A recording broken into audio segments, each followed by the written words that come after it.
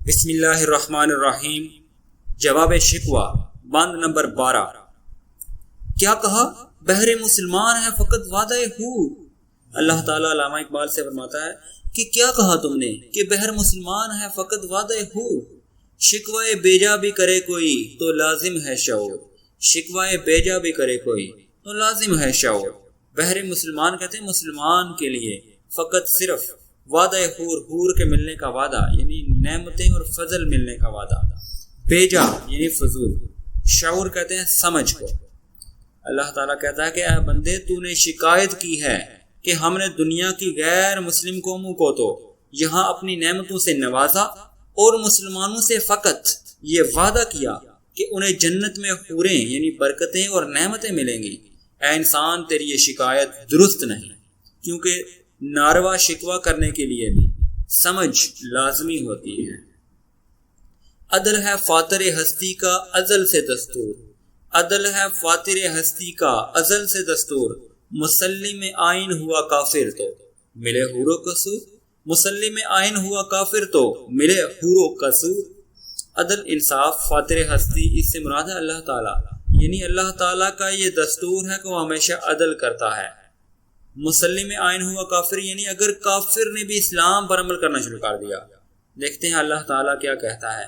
اللہ تعالیٰ کہتا ہے کہ اے انسان یاد رکھ کہ یہ ہمارا اصول جاری ہے کہ انصاف کیا جائے گا۔ غیر مسلموں نے بھی اگر اسلام کے آئین یعنی اسلامی اصول اور اسلامی تعلیمات پر عمل کیا ہے تو انہیں ہمارے عدل و انصاف کے ثمرات مل گئے ہیں، اور انہیں حوریں اور محلات یعنی دنیا کی نعمتیں اور مادی آسائشیں نصیب ہو گئی ہیں۔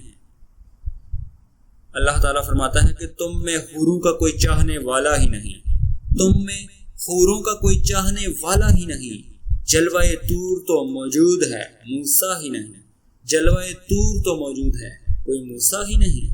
جلوہ طور یعنی طور پہاڑ کا جلوہ، طور وہ پہاڑ ہے جہاں پر حضرت موسیٰ علیہ السلام کو اللہ تعالیٰ کی تجلی کا دیدار نصیب ہوا تھا۔ اللہ تعالیٰ کہتا ہے کہ تم میں تو کوئی حوروں یعنی دنیاوی ترقی اور عظمت کا خواہش مند ہی نہیں۔ جلوہ طور یعنی خدائی فضل تو اب بھی موجود ہے، جلوہ طور یعنی خدائی فضل تو اب بھی موجود ہے۔ تم میں موسیٰ علیہ السلام کی طرح کوئی اس کا طلبگار ہی نہیں۔ اگر نہیں یعنی اگر کوئی طلبگار بھی نہیں تو پھر تجلی نہ ہونے کا شکوہ کیسا؟